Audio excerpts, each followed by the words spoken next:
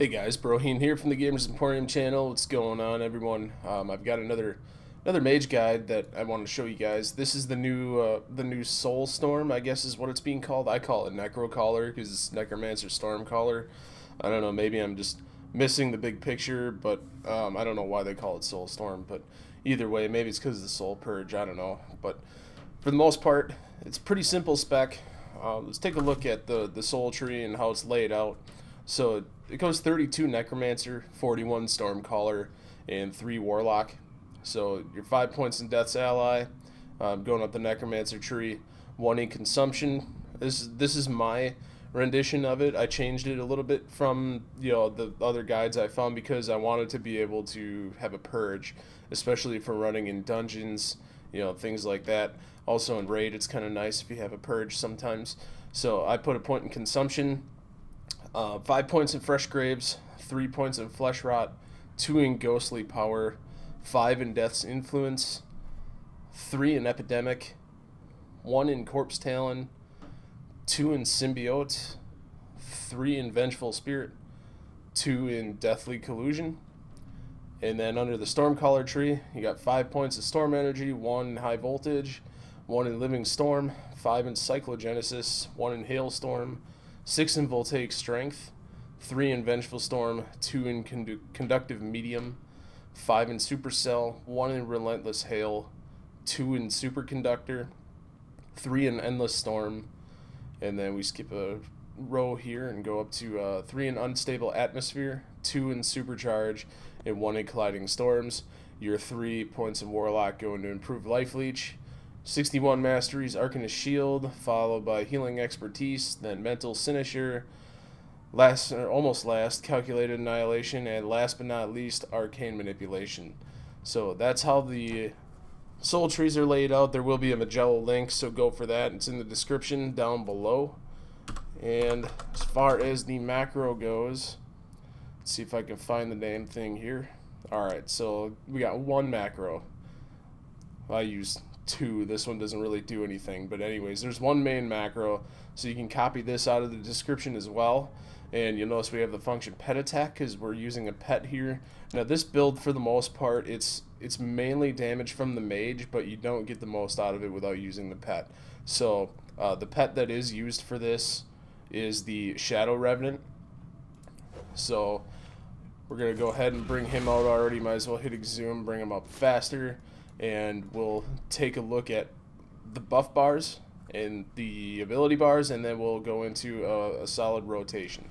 Okay, so taking a look at the bars here, we've got 1 buff, which is Storm Armor.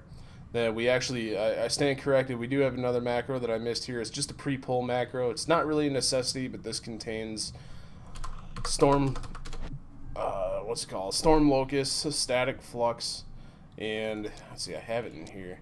And Arcane Manipulation, so you should have those up pre-fight, so you just pull one of these numbers here and just cast it until everything's up.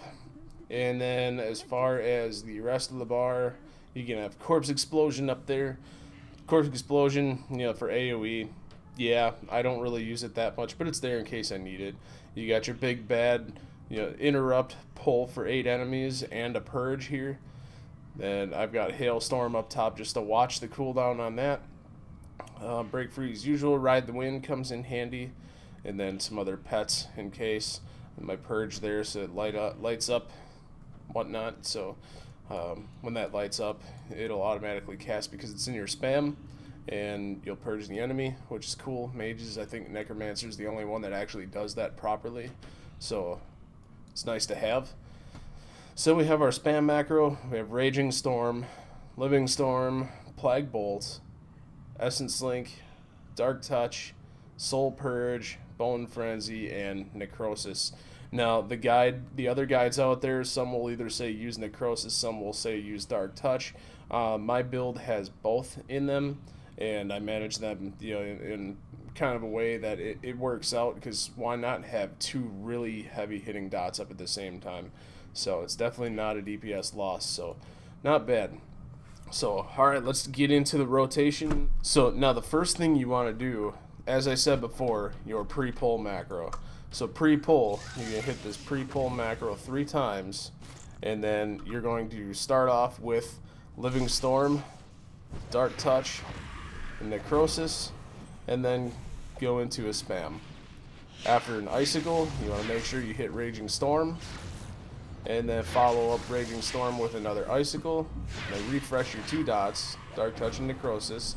At this point you can put up Bone Frenzy, and then you can cast a Corpse Talon, and then a proc Plague Bolt, up until you can cast Icicle again. So basic rule of thumb, always follow Icicle with a Raging Storm, always follow Raging Storm with an Icicle, just like in the Stormlock. And after each little block of Icicle, or every block of Icicle, Rage Storm, Icicle, you want to refresh your dots. So by about the time all that's done casting, you'll see over here they're about to drop off. So after that last Icicle, hit the 2 dots.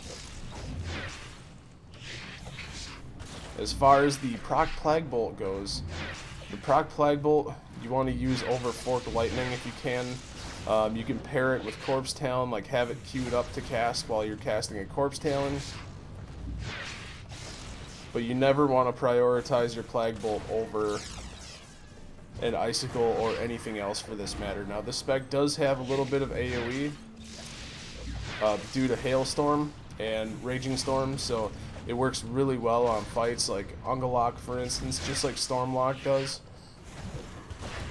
And it works well in Nightmare Rifts. It's very fun in Nightmare Rifts. Now, I want to talk about Bone Frenzy for a moment. Bone Frenzy really is not part of this spec. So as a general rule of thumb, you don't want to be using Bone Frenzy unless your Icicle, your Static Flux, and your Hailstorm are all on cooldown at the same time, such as right about now. They're all on cooldown, so I'm going to go ahead and put that up, make my pet do more damage, but you should not prioritize Bone Frenzy in a way that it blocks your charge, because, I mean, basically, when you're thinking about it, you don't want to put Bone Frenzy up because it's bottom of the priority list, because you need Static Flux, you need your Hailstorm up for the AoE, and then your Icicle also takes charge. So, I'm just going to point out here, you know, we're doing 45, 46k or so single target with it, so any ad that's in it, such as on Ungolock, when you have ads, I can pull about 60k DPS in that boss fight. So, but anyways, back to what I was saying. You know, your Static Flux, your Hailstorm, and your Icicle all consume charge. So getting 4 charge consumers off correctly in the correct rotation is very hard to do, because except for the beginning of the fight, you're rarely ever at 100% charge, and it takes about 90-ish% to do all 4 charge consumers. So as far as the Bone Frenzy goes, just make sure that your Static Flux, your Hailstorm, and your Icicle are all on cooldown before you even think about using that. That's the only time that I find it appropriate to do so. Other than that, it's a pretty good spec, so give it a whirl. Let me know what you think. If you can find any improvements, please let me know. I'll make changes accordingly. Otherwise, have some fun with it. Go run some Nightmare Rifts, get your dailies done. You know, it's definitely a good solo spec as well. That's about all I got for you. So thanks again for watching, guys, and have an awesome day, and good luck with the spec.